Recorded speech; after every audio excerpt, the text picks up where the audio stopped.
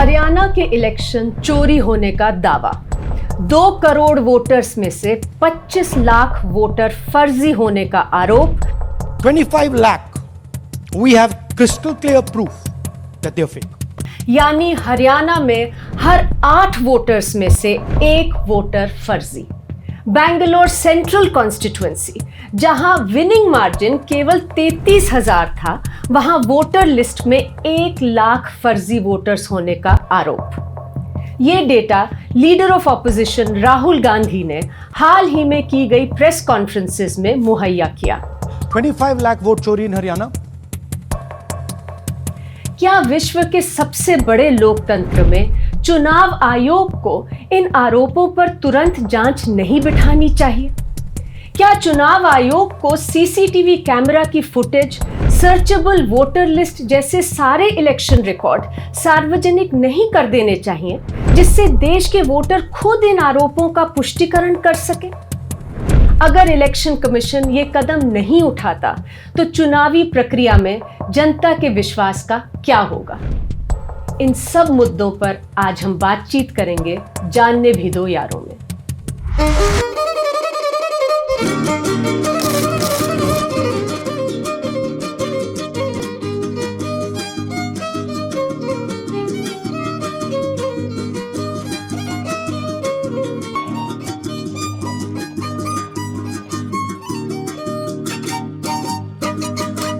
नमस्कार, जानने भी दो यारों में आपका स्वागत है। मैं हूं अंजलि भारद्वाज। मेरे साथ हैं देश के जाने माने वरिष्ठ वकील प्रशांत भूषण, जो दशकों से सुप्रीम कोर्ट में चुनावी लोकतंत्र को मजबूत बनाने के लिए संघर्ष करते रहे हैं, और मेरे साथ हैं आरटीआई कार्यकर्ता अमृता जौहरी। पिछले कुछ सालों से देश में चुनावी प्रक्रिया पर गंभीर सवाल उठ रहे हैं, और सवालों के घेरे में है देश का चुनाव आयोग। हाल ही में leader of opposition Rahul Gandhi ने 3 प्रेस कॉन्फ्रेंसेस करके चौंका देने वाले खुलासे किए। सबके सामने डेटा रखते हुए वोटर लिस्ट में गड़बड़ियों को उजागर किया। डुप्लीकेट नाम, एक ही पते पर रजिस्टर्ड बल्क वोटर्स, गलत फोटोग्राफ्स। राहुल गांधी ने वोट चोरी के गंभीर आरोप लगाए और हरियाणा के चुनाव में तो 25 लाख फर्जी वोटर्स के कारण पूरा इलेक्शन ही चोरी होने का दावा किया। सभी जानते हैं कि अगर वोटर लिस्ट में गलत नाम ऐड कर दिए जाएं या डिलीट कर दिए जाएं तो पूरा इलेक्शन का रिजल्ट ही मैनिपुलेट किया जा सकता है। प्रशांत, आपके मुताबिक लीडर ऑफ ऑपोजिशन ने जो खुलासे किए हैं ये कितने गंभीर हैं? What do these allegations mean for our democracy? नहीं, बहुत ही गंभीर हैं। अगर वोटर्स लिस्ट में एक ही जने की फ़ोटो 200 जगह आ रही है या 100 जगह आ रही है या 50 जगह आ रही है, जो कि उन्होंने दिखाया कि कम से कम 5 लाख डुप्लीकेट वोटर्स वहाँ पर हरियाणा के 25 लाख नहीं, 25 लाख तो टोटल फर्जी वोटर, जिसमें से अधिकतर करीब 19 लाख वो हैं जहाँ पर एक ही घर में 20-20 या 50-50 या 100-100 वोटर्स दिखाए हैं, या जहाँ पर हाउस नंबर 0 दिखा दिया है। लेकिन 5 लाख करीब ऐसे हैं जो डुप्लीकेट, ट्रिप्लिकेट, क्वाड्रुप्लिकेट या कहीं कहीं 100 से भी ज़्यादा जगह उनका फ़ोटो दर्ज है। एक लेडी का 200 जगह फ़ोटो दर्ज है। एक ब्राज़ीलियन मॉडल का 23 जगह फ़ोटो दर्ज है। तो ये बहुत गंभीर बात है, क्योंकि ये दिखाता है कि आपने बहुत सारे फर्जी वोटर्स को एनरोल कर लिया है। अब उनके वोट डाले गए कि नहीं डाले गए, और अगर डाले गए तो किसने डाले, ये सब कुछ पता नहीं, क्योंकि इलेक्शन कमीशन तो कोई डिटेल देता ही नहीं वोटर्स के बारे में। खैर, ये तो पता लगाया जा सकता है, क्योंकि उनके पास ये रिकॉर्ड होता है कि किस किस जने ने आकर वोट डाला।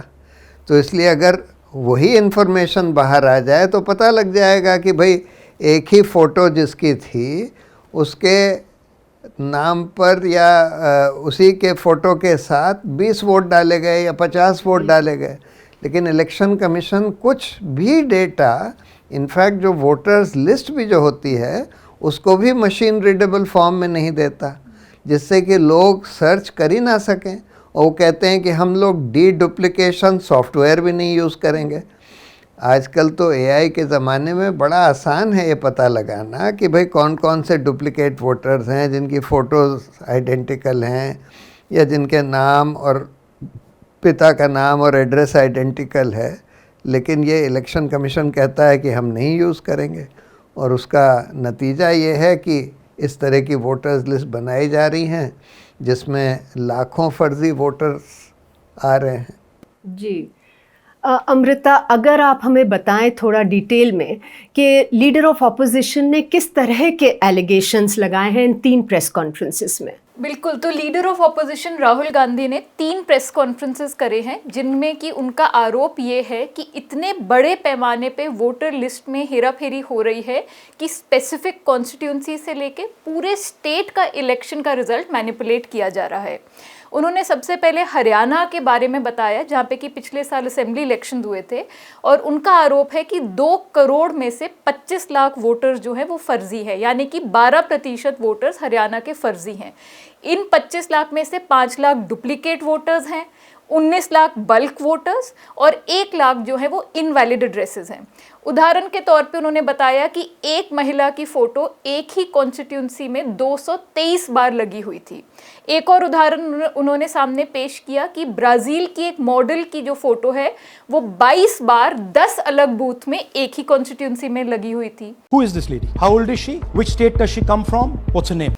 बादशाहपुर में उन्होंने बताया कि एक ही व्यक्ति शशांक गिरी का नाम 14 बार था, उन्हीं का नाम, उन्हीं की फोटो, उन्हीं के पिता का नाम और एड्रेस, 14 बार एक ही व्यक्ति का नाम वोटर लिस्ट में था।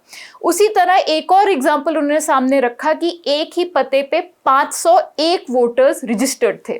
उन्होंने एक ये भी सवाल उठाया कि इलेक्शन कमीशन ऑफ इंडिया के पास एक ऐसा सॉफ्टवेयर है जो कि ये डुप्लीकेट्स पकड़ सकता है, तो इलेक्शन कमीशन इस सॉफ्टवेयर का इस्तेमाल क्यों नहीं कर रहा वोटर लिस्ट को साफ करने में। अपनी पहली 2 प्रेस कॉन्फ्रेंसेस में राहुल गांधी ने आरोप लगाया कि बहुत टारगेटेड और सेंट्रलाइज तरीके से वोटर एडिशन और डिलीशन की जा रही है।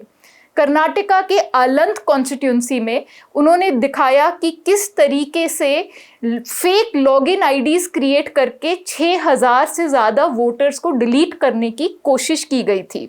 इन्वेस्टिगेशन के दौरान पता चला कि एक सेंट्रलाइज तरीके से जिस वोटर का नाम सीरियल नंबर 1 पे लिस्टेड था, उनकी आइडेंटिटी इस्तेमाल करके बहुत सारे डिलीशन के रिक्वेस्ट जनरेट किए जा रहे थे और इन व्यक्ति को पता भी नहीं था कि इनके नाम से इस टाइप की रिक्वेस्ट जनरेट की जा रही है।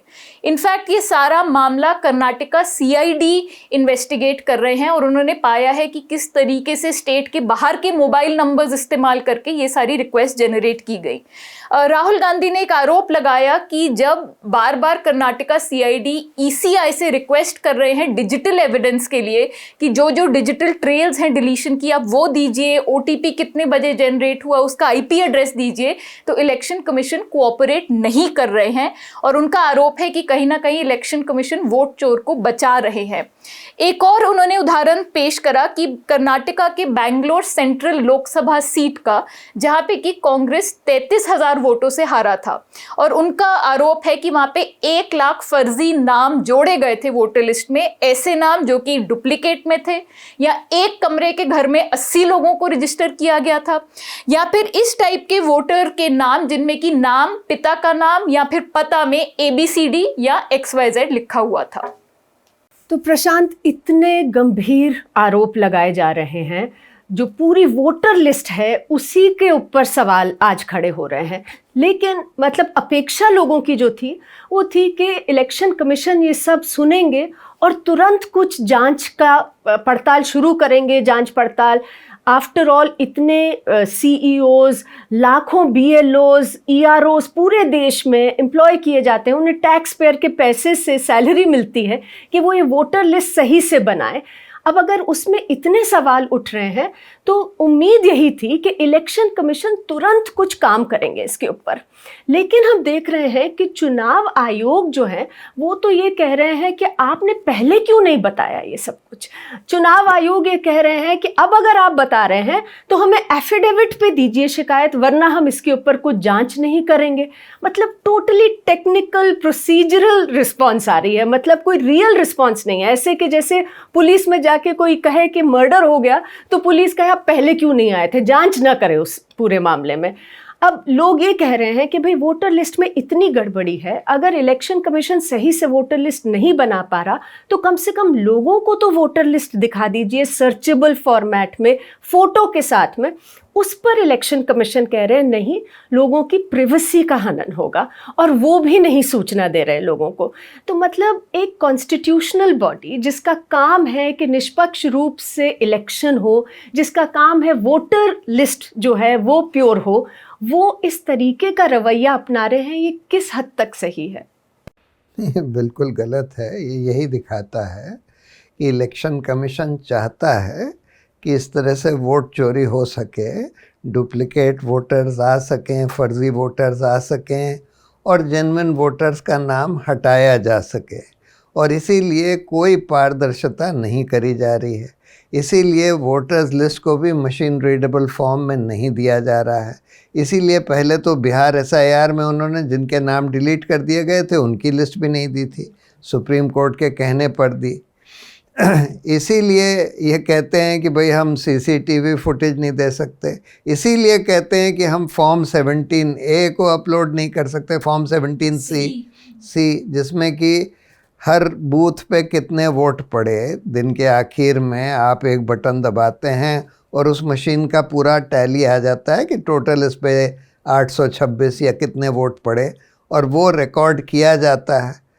कुछ भी नहीं देने के लिए तैयार हैं, और ये यही दिखाता है कि इनका बिल्कुल इंटेंशन है कि हम कुछ ना दिखाएं जिससे हम आसानी से फर्जी वोटर्स को एनरोल कर सकें, जेन्युइन वोटर्स को डिलीट कर सकें और कोई उसके बारे में कुछ कर ना पाए। ये उनका इंटेंशन है। और देखिए, जो आदमी ये कहता है, मतलब ज्ञानेश कुमार जो चीफ इलेक्शन कमिश्नर है, कहता है अरे हम माताओं और बहनों की शक्ल दिखाएं कि ना दिखाएं, किसी की माता होंगी किसी की बहन होंगी। अरे भाई, आप इलेक्शन कमीशन खुद फ़ोटो जारी करता है कि ये लोग, इतने सारे लोग लाइन में लगे हुए थे, इन लोगों ने वोट डाला वगैरह। अब कह रहे हैं कि लोग ये देखना चाहते हैं कि, वो कहते हैं कि 6 बजे के बाद जब वोटिंग ख़त्म हो गई उसके बाद 5% और वोट पड़ गए। अब लोग देखना चाहते हैं कि कैसे पड़ गए 5% वोट 6 बजे के बाद, कैसे पड़ गए, कौन लोग थे जो लाइन में लगे हुए थे वगैरह, उनका भी नहीं बताना चाहते। तो क्लियर है। देखिए, ये तो अब सब पूरा देश समझ गया है कि इलेक्शन कमीशन जो है बिल्कुल बीजेपी के एजेंट की तरह काम कर रहा है। अगर ऐसा नहीं होता तो फिर ये जो अभी 10,000 रुपये की घूस दी गई सरकारी पैसे से बिहार के चुनाव के पहले, कि आपने करीब 1.5 करोड़ से भी ज़्यादा महिलाओं को, यानी कि आधे से ज़्यादा इलेक्टोरेट को, एक तरह से एक घर में 3-4 वोट होते हैं, एक महिला के संग 2-3 वोट और होते हैं। आपने 5 करोड़ लोगों को इफ़ेक्टिवली 10,000 रुपये की घूस दे दी चुनाव के जस्ट पहले। इलेक्शन कमीशन ने कुछ नहीं करा उसके बारे में, उसको रोकने के लिए। जबकि जब तमिलनाडु में ऐसा कुछ करने की कोशिश करी गई थी तो तुरंत इलेक्शन कमीशन ने ऑब्जेक्शन उठाया था। तो ये देखिए, ये बिल्कुल क्लियर हो गया है कि जितना भी मॉडल कोड ऑफ कॉन्डक्ट का वायलेशन रूलिंग पार्टी यानी बीजेपी की तरफ से हो, उनको बिल्कुल अनदेखा किया जाएगा। सिर्फ जो ऑपोजिशन का वायलेशन है उसी को देखा जाएगा। वोटर्स लिस्ट में हर तरह से घोटाले की संभावना बढ़ाई जाएगी और घोटाला किया जाएगा, और इस तरह से किया जाएगा, पारदर्शिता बिल्कुल नहीं रखी जाएगी जिससे कोई पता ना लगा सके, कोई ऑब्जेक्शन ना रेज कर सके, और बाद में भी उसको पता लगाने में बहुत मुश्किल हो। जैसे कांग्रेस वाले कह रहे हैं, राहुल गांधी कह रहे हैं कि उनको ये प्रेस कॉन्फ्रेंस का डेटा जुटाने में कई महीने लगे, क्योंकि इलेक्शन कमीशन जो है मशीन रीडेबल कुछ भी पारदर्शिता नहीं करता, वोटर्स लिस्ट भी मशीन रीडेबल फॉर्म में नहीं देता। तो बहुत मुश्किल से मैनुअली सर्च कर करके उन लोगों को ये डेटा जमा करना पड़ा। बहुत ही दुर्भाग्य की बात है कि ऐसा इलेक्शन कमीशन आज हो गया है जो कि बिल्कुल सरकारी टट्टू बन गया है। नहीं, तो आप कह रहे हैं कि इंटेंशन जो है चुनाव आयोग का वो बिल्कुल क्लियर नहीं नजर आ रहा। क्लियर तब बिल्कुल बेईमानी का नजर आ रहा है। क्लियर तो छोड़ दीजिए, बेईमानी करना चाहते हैं चुनाव आयोग। ये ज्ञानेश कुमार जो है बेईमानी करना चाहता है, बेईमानी करवाना चाहता है, उसमें कोई शक किसी को नहीं होना चाहिए, उसके पूरे रवैये से साफ है। आपने जो कहा कि वोटर लिस्ट पे जब मांगी जा रही है सर्चेबल वोटर लिस्ट, तो चीफ इलेक्शन कमिश्नर जो हैं वो कह रहे हैं कि वोटर लिस्ट हम अगर आपको दे देंगे सर्चेबल, तो फोटोग्राफ जो है वो कोई अपने पर्सनल कंप्यूटर पे उसको चेंज कर देंगे, और जब कोई वोट करने के लिए जाएंगे तो वोट नहीं कर पाएंगे। मतलब कोई अपने पर्सनल कंप्यूटर पे फोटोग्राफ अगर चेंज कर भी देते हैं तो वो ईसीआई के सर्वर पे कैसे चेंज हो सकती है। तो मतलब पूरा ही जो उनकी तरफ से रिस्पॉन्स आ रहा है वो बहुत ही चिंताजनक है, हास्यास्पद है, बेहुदा है, बेईमानी का है। अमृता, अगर आप थोड़ा बताएं कि अभी तक जो तीनों प्रेस कॉन्फ्रेंसेस हुई हैं उसके बाद क्या रिस्पॉन्सेस रहे हैं इलेक्शन कमीशन के? जी बिल्कुल, तो इलेक्शन कमीशन ने राहुल गांधी की सारी एलिगेशंस को बेसलेस बताते हुए रिजेक्ट करा है, और मुख्य तौर से वो 5 चीज़ें बोल रहे हैं। पहली चीज़ तो ये कि कांग्रेस के उम्मीदवारों ने और कांग्रेस के बूथ लेवल एजेंट्स ने इलेक्शन से पहले स्टिपुलेटेड के समय के अंदर अंदर ये सारे ऑब्जेक्शंस रेज क्यों नहीं करे। दूसरी चीज़ वो ये बोल रहे हैं कि यदि राहुल गांधी ने कोई गड़बड़ी पकड़ी है तो फिर राहुल गांधी को एफिडेविट देना चाहिए इलेक्शन रूल्स के तहत, जो कमीशन के रूल्स हैं, और तभी कमीशन कॉग्निसेंस लेगा और एक्शन लेगा। यहाँ तक कि chief election commissioner mister Gyanesh Kumar ने तो ये भी बोल दिया कि यदि राहुल गांधी ऐसा एफिडेविट नहीं देते तो उनको पब्लिकली अपोलोजाइज करना चाहिए कि वो ऐसे एलिगेशंस मेक कर रहे हैं। जब कांग्रेस ने डिमांड करी कि आप हमें मशीन रीडेबल वोटर लिस्ट दीजिए जिससे कि हम फटाफट ये कर पाए और हम इलेक्शन से पहले एनालिसिस कर पाए कि कितने डुप्लीकेट वोटर्स हैं, कितनों के एड्रेसेस पे ABCD या पिता के नाम पे ABCD या बल्क वोटर्स हैं, तो इसमें अपनी प्रेस कॉन्फ्रेंस ने chief election commissioner mister Gyanesh Kumar ने बोला कि यदि मशीन रीडेबल लिस्ट उपलब्ध करा दी गई तो कोई भी व्यक्ति उसको डाउनलोड करके उसको मैनिपुलेट कर सकता है और किसी और का वोट काट सकता है।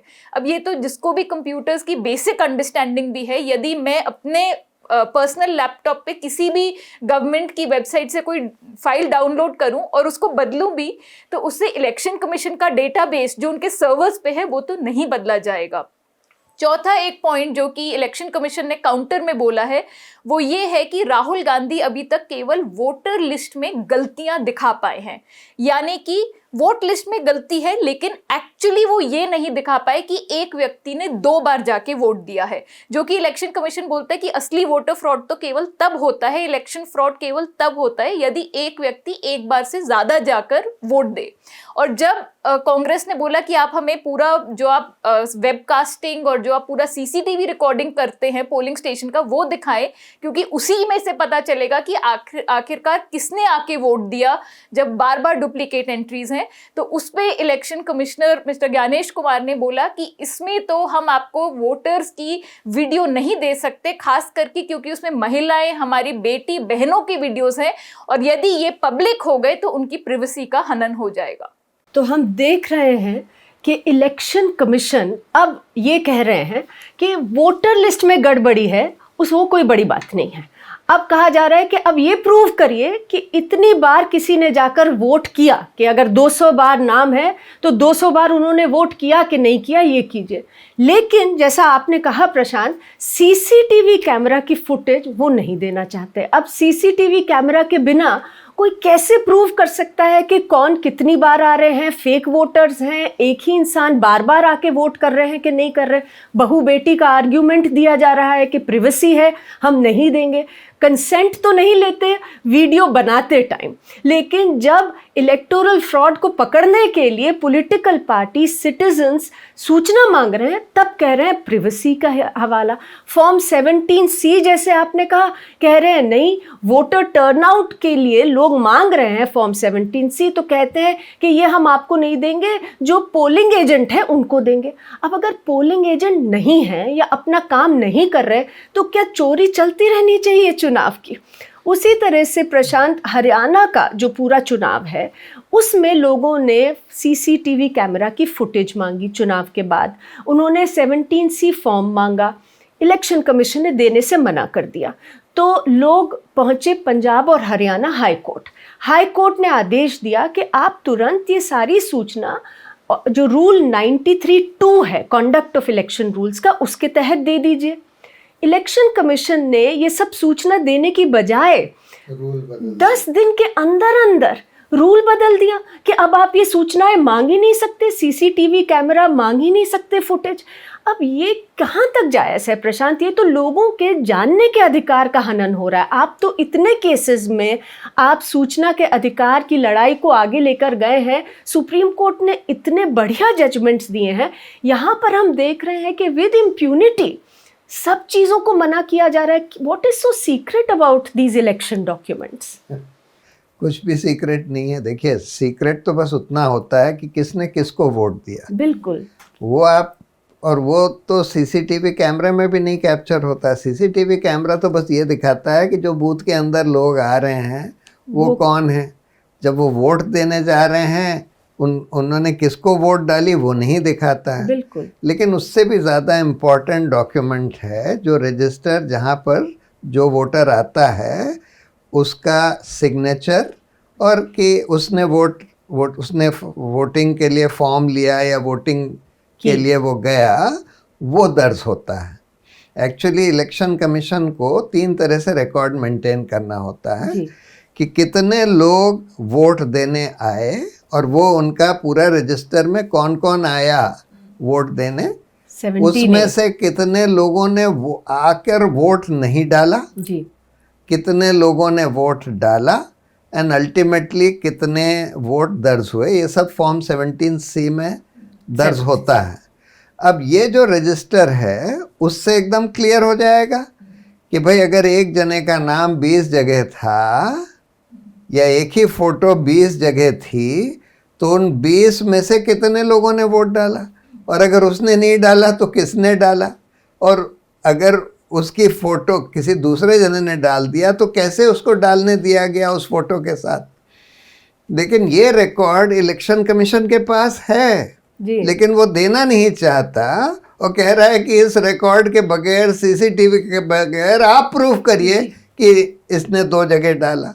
मतलब ये तो बिल्कुल थिएटर ऑफ द एब्सर्ड है जिस तरह से इलेक्शन कमीशन बिहेव कर रहा है। और ये कहना कि भाई वोटर्स लिस्ट अगर मशीन रीडेबल दे देंगे तो उससे प्रिवेसी को हनन हो जाएगा। अरे भाई, वोटर्स लिस्ट तो सार्वजनिक होती है, अब मशीन रीडेबल बनाने से कैसे प्राइवेसी का हनन हो जाएगा? मशीन रीडेबल होने से तो आप आसानी से सर्च कर सकते हैं कि भाई, अब जैसे डुप्लीकेशन सॉफ्टवेयर आप उस पर रन कर सकते हैं, आप पकड़ सकते हैं कि कहाँ कहाँ डुप्लीकेट वोटर्स आ रहे हैं। इलेक्शन कमीशन के पास तो खैर सब कुछ है, डुप्लीकेशन सॉफ्टवेयर भी है, उनके मैनुअल में भी लिखा है कि वो लोग यूज़ करेंगे, लेकिन फिर भी नहीं यूज़ कर रहे जी। जिससे कि फर्जी वोटर आसानी से आ सकें। ये कहा जा रहा है कि बीजेपी के पास इस समय 50 लाख 1 करोड़ फ्लोटिंग वोटर्स हैं। जब हरियाणा में इलेक्शन होता है उनका नाम वहाँ डाल दिया जाता है, या फर्जी नाम पर जाकर वो लोग वोट कर देते हैं, जो इस तरह से एक ही जने के नाम पर 20-20, 50-50 वोट रजिस्टर हुए हैं। जब बिहार में इलेक्शन होता है तो वो बिहार में जाके वोट कर देते हैं। इन्होंने ट्रेनें चलाई हैं ना बिहार में भी, सैकड़ों ट्रेनें चलाई हैं। वो कह रहे हैं कि बीजेपी ने हमको टिकट दिया है वहाँ जाकर वोट डालने का, बिहार में, पहली बात तो खैर ये करप्ट प्रैक्टिस है, लेकिन दूसरी बात ये यही दिखाता है कि ऐसा हो सकता है कि इन लोगों के नाम वहाँ वोटर्स लिस्ट में ना हो, लेकिन इनको बताया गया है कि भाई ये सारे फर्जी वोटर्स हैं, आप इनके नाम पर जाकर वोट डाल दीजिए, और ये लोग इस तरह से डाल रहे हैं। लेकिन ये तो तभी पता लगेगा जब वो रजिस्टर देख सकें, और रजिस्टर से कोई प्रिवेसी का हनन नहीं होता, उससे बस यही पता लगता है कि भाई इस आदमी ने वोट डाली, उसमें कोई प्रिवेसी की बात नहीं है। किसको वोट डाली वो प्रिवेसी की बात है। तो people have a right to know, of course. और अगर ये सारी चीजें जो शक हैं आज, शक के दायरे में पूरा चुनावी प्रक्रिया है, अगर इसको क्लियर करना है एयर को, तो सबसे आसान और सरल तरीका यही है कि सारे जो चुनावी रिकॉर्ड हैं इन्हें सामने रख दिया जाए। बिल्कुल। और रूल 93(1) में साफ लिखा है कि क्या रिकॉर्ड नहीं दे सकते, कि मार्क्ड बैलेट पेपर आप नहीं दे सकते। और ये वो तो कोई मांग भी सारा नहीं रहा। उनके पास इलेक्ट्रॉनिक फॉर्म में है। बिल्कुल। 1 सेकंड में वो सारा सार्वजनिक कर सकते हैं। आज तो इंफॉर्मेशन टेक्नोलॉजी का ज़माना है। इलेक्शन कमीशन खुद बोस्ट करता है कि हमने बड़े इंफॉर्मेशन टेक्नोलॉजी यूज़ कर लिया है, हमारे पास सब कुछ तुरंत आ जाता है, कंप्यूटर में अपलोड हो जाता है। अरे भाई आप 1 मिनट में सार्वजनिक कर दीजिए। ये थोड़ी पता लगेगा किसने किसको वोट दिया। तो they want to keep it a secret, Of मतलब course. वो छुपाया जा रहा है ये सारी नहीं चीजें। बिल्कुल क्लियर है। देखिए इसमें कोई 1% का भी डाउट नहीं है कि इलेक्शन कमीशन जानबूझकर छिपा रहा है ये सारा डेटा, जिससे कि फर्जी वोटरों के नाम आसानी से डाले जा सके और किसी को पता ना लगे, वोटरों के नाम, जेन्युइन वोटर्स के नाम काटे जा सकें और किसी को पता ना लगे, डुप्लीकेट वोटिंग कराई जा सके और किसी को पता ना लगे। ये सब छुपाने के लिए ये सारे रिकॉर्ड छुपाए जा रहे हैं। तो प्रशांत, जब ये पूरा वोटर लिस्ट में हेरा फेरी सामने आ रही है, तो इलेक्शन कमीशन का दावा है कि ये कोई बहुत बड़ी चीज़ नहीं है, ये कोई घबराने की बात नहीं है, क्योंकि वोटर लिस्ट में गलतियां हो सकती हैं। इसका मतलब ये नहीं है कि चुनावों में किसी टाइप का फ्रॉड हो रहा है। लेकिन दूसरी तरफ इलेक्शन कमीशन बोल रहा है कि वोटर लिस्ट की प्योरिफिकेशन एक बहुत ही ज़रूरी चीज़ है और ये इनका बेसिक मैंडेट है, और इस कारण पूरे देश भर में स्पेशल इंटेंसिव रिवीजन जो SIR है वो ये अब शुरू करने वाले हैं। यानी कि देश के सारे 100 करोड़ वोटर्स को अब अपनी एलिजिबिलिटी, अपनी नागरिकता और अपनी आइडेंटिटी का पूरा प्रूफ देकर, सबूत देकर अपने नाम वेरीफाई करवाने पड़ेंगे। तो जब जहाँ सूट कर रहे, जब पॉइंट आउट किया जा रहा है कि इश्यूज हैं, मिस्टेक्स हैं, तब बोला जा रहा है ये इतनी बड़ी बात नहीं है। और दूसरी तरफ जब सारे 100 करोड़ लोगों की वेरिफिकेशन करने का ECI कोशिश कर रहा है, तब यही बोला जा रहा है कि वोटर लिस्ट प्योरिफिकेशन तो बहुत ही ज़रूरी चीज़ है। हमने देखा कि बिहार में जहाँ से कि शुरू हुआ था SIR, वहाँ पे कितने बड़े पैमाने पे रॉन्गफुल डिलीशंस और एडिशंस पाए गए। जो लोग जिंदा हैं उनको मृतक घोषित कर दिया गया, डेड लोगों के नाम में फॉर्म्स भरे जा रहे थे। कई जगहों पे तो BLO का आया वीडियो सामने कि वो खुद साइन कर करके फॉर्म्स भर रहे थे। तो अब जब ये पूरे देश में SIR लागू होने जा रहा है, तो उसमें 2 चीज़ें हैं कि एक तो मामला ये है कि क्या इतनी रश है ECI को कि जब अभी सुप्रीम कोर्ट ने इसकी कॉन्स्टिट्यूशनैलिटी तय नहीं कर रही है और हियरिंग्स चल रही हैं, तो क्या ये उचित नहीं रहता कि ECI वेट करता कि एक बार कॉन्स्टिट्यूशनैलिटी तय हो जाए और जजमेंट आ जाए सुप्रीम कोर्ट का, उसके बाद शुरू करता। और दूसरा ये कि अब जब ये शुरू हो चुका है ऑलरेडी, तमिलनाडु में, गुजरात में न्यूमरेशन फॉर्म्स दिए जा रहे हैं, तो लोगों को किन चीज़ों के बारे में सतर्क रहना चाहिए जिससे कि मास एक्सक्लूजन्स प्रिवेंट की जाए और लोग कहीं ना कहीं उसमें एक अपना हस्तक्षेप रखें कि ऐसा ना हो कि बहुत ही बड़े पैमाने पे लोगों को हटा दिया जाए वोटर लिस्ट पे। देखिए, एक तो वो ये कह रहे हैं कि सबको एन्यूमरेशन फॉर्म भरना होगा, जिसने नहीं भरा उसका नाम ड्राफ्ट रोल से हटा दिया जाएगा। ये तो पहले कभी भी नहीं हुआ, ये पहली बार इस SIR के एक्सरसाइज में हो रहा है। 2003 में SIR हुई थी, वहाँ पर ऐसा कोई एन्यूमरेशन फॉर्म नहीं भरना था। बहुत सारे गरीब लोग हैं, माइग्रेंट लेबर हैं, जो कि एन्यूमरेशन फॉर्म नहीं भर पाते, लेकिन उनका नाम ऐसे ही हटा दिया जाएगा। दूसरी बात यह है, जो एन्यूमरेशन फॉर्म भर भी रहे हैं उनको कोई रिसीट भी नहीं दी जा रही, उनका एन्यूमरेशन फॉर्म या उनका कोई रिकॉर्ड अपलोड भी नहीं किया जा रहा।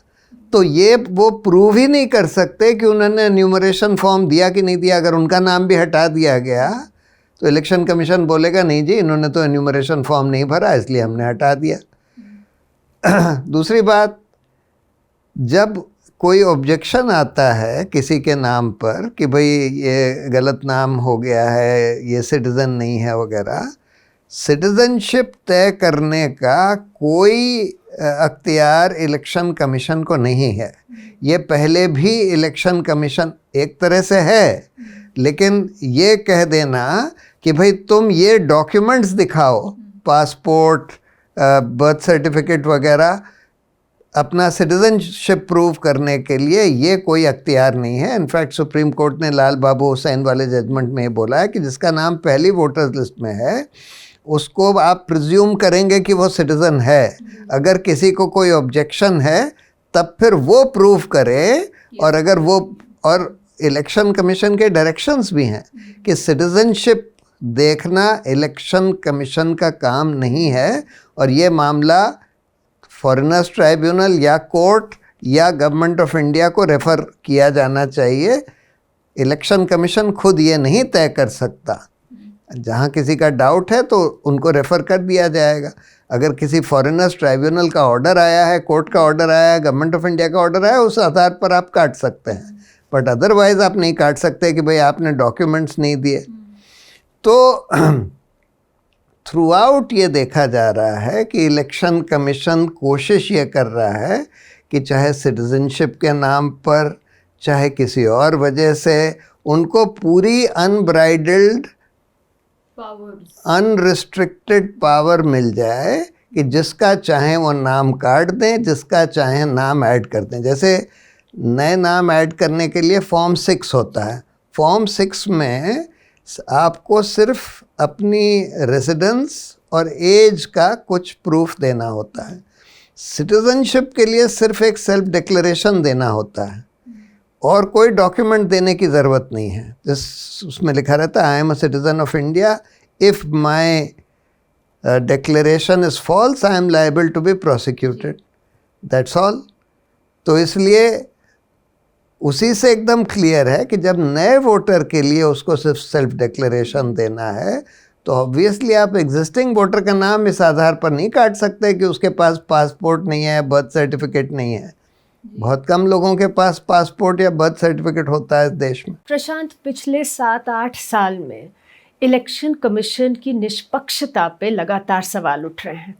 जो संविधान है हमारे देश का, उसमें इलेक्शन कमीशन को एक न्यूट्रल रेफरी की तरह से देखा गया है कि फ्री एंड फेयर इलेक्शंस कराएंगे, पार्टियां इलेक्शन में खड़ी होंगी, लेकिन निष्पक्ष रूप से चुनाव कराएंगे इलेक्शन कमीशन। हम देख रहे हैं कि इलेक्शन कमीशन का जो रवैया है वो बहुत ही सिलेक्टिव एक्शन का होता जा रहा है। जहां पर ऑपोजिशन के खिलाफ शिकायतें आती हैं, एकदम से विद अलैक्रिटी तुरंत एक्शन ले लिया जाता है। जहां पर लीडिंग जो रूलिंग पार्टी है उनके लीडर्स की बात आती है, प्रधानमंत्री की, मंत्रियों के भाषण होते हैं जो कि बहुत ही कम्युनल भी होते हैं कई बार, उनके खिलाफ एक्शन लिया ही नहीं जाता। नमो टीवी चल पड़ा 2019 के चुनाव से पहले, तब भी इलेक्शन कमीशन ने कुछ नहीं करा। ये केवल लोग ही नहीं देख रहे, इलेक्शन कमीशन के अंदर भी ये बात उठ रही है। जो अशोक लवासा इलेक्शन कमिश्नर थे उन्होंने तो रिज़ाइन कर दिया, यही कहकर कि मेरा तो जो डिसेंट नोट है उससे भी रिकॉर्ड पे नहीं ले रहा है इलेक्शन कमीशन। बिहार के चुनाव में आपने 10,000 रुपये बांटने की बात करी। फर्स्ट फेज ऑफ इलेक्शन जिस दिन था उस दिन सुबह के न्यूज़पेपर्स में फ्रंट पेज फुल एड्स थे भारतीय जनता पार्टी के, जबकि मॉडल कोड ऑफ कॉन्डक्ट चल रहा था। तो इसमें भी कैसे अलाउ कर रहा है चुनाव आयोग रूलिंग पार्टी को ये सब करने का? तो बड़े सवाल उठ रहे हैं इलेक्शन कमीशन की निष्पक्षता पर। और यहाँ पर कहीं जो पूरा मुद्दा आता है वो यही आता है कि ये जो इलेक्शन कमिश्नर्स हैं वो जो आज सही से निष्पक्ष रूप से काम नहीं कर रहे, उनका चयन कौन कर रहा है, उनका सिलेक्शन किस तरीके से हो रहा है। हमने देखा है कि अभी तक चुनाव आयुक्त हैं उनका जो सिलेक्शन है वो एग्जीक्यूटिव करता रहा है, जो रूलिंग पार्टी है इफेक्टिवली वो कर रही है। तो मतलब रेफरी हैं और एक टीम उनकी सिलेक्शन कर रही है।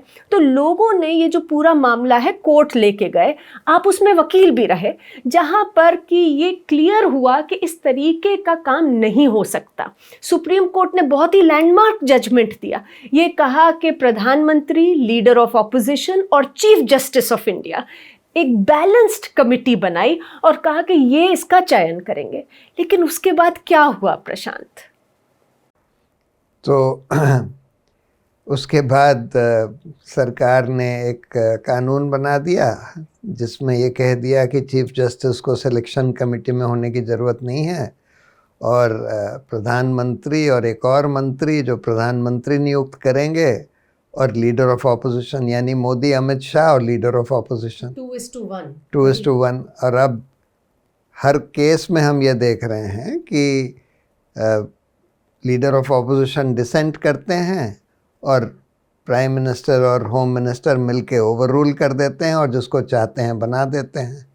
सुप्रीम कोर्ट ने जब ये फैसला दिया, कॉन्स्टिट्यूशन बेंच ने फैसला दिया 5 जजों ने कि भाई इलेक्शन कमीशन का चयन सिर्फ सरकार के हाथ में नहीं हो सकता, क्योंकि उससे उनकी निष्पक्षता पर बहुत बड़ा प्रश्न चिन्ह खड़ा हो जाता है, जिससे हमारे लोकतंत्र को खतरा है। और इस वजह से उन्होंने ये आदेश दिया कि भाई ऐसी कमेटी होगी जिसमें चीफ जस्टिस भी होंगे, लीडर ऑफ ऑपोजिशन और प्रधानमंत्री।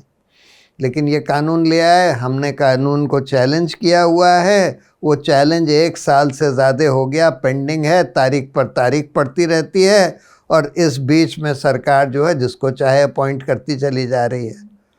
तो इसी वजह से इस तरह के लोग आ गए हैं, ज्ञानेश कुमार जैसे, या वो जो दूसरे जो भी तीनों इलेक्शन कमिश्नर हैं, वो बिल्कुल सरकार के रबर स्टैंप बनकर काम कर रहे हैं। जो सरकार चाहती है, जो प्रधानमंत्री होम मिनिस्टर चाहते हैं, बिल्कुल वो काम वो कर रहे हैं। तो कोई निष्पक्षता नहीं है। तो मतलब जो बैलेंस्ड सिलेक्शन कमेटी की ज़रूरत थी, जिससे कि एक मेजॉरिटी ना हो सिलेक्शन कमेटी में रूलिंग पार्टी की, वो पूरा आदेश जो इतने लैंडमार्क माना गया था उसी को नलिफाई कर दिया गया है। बल्कि ये जो कानून लेकर आई सरकार जिसका आपने जिक्र किया, उसमें जो धारा 16 है, स्पष्ट रूप से उसमें लिखा है, सरकार ये लेकर आई है प्रावधान कि किसी भी चीफ इलेक्शन कमिश्नर और इलेक्शन कमिश्नर ने जो भी कार्यकाल में काम किया हो, उसके खिलाफ कोई भी कोर्ट कोई सिविल या क्रिमिनल प्रोसीडिंग को एंटरटेन कर ही नहीं सकता।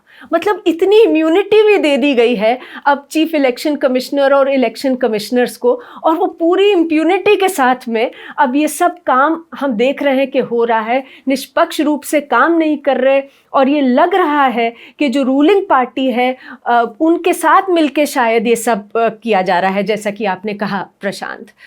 तो आज के लिए इतना ही। बहुत बहुत शुक्रिया प्रशांत, अमृता, शुक्रिया, नमस्कार।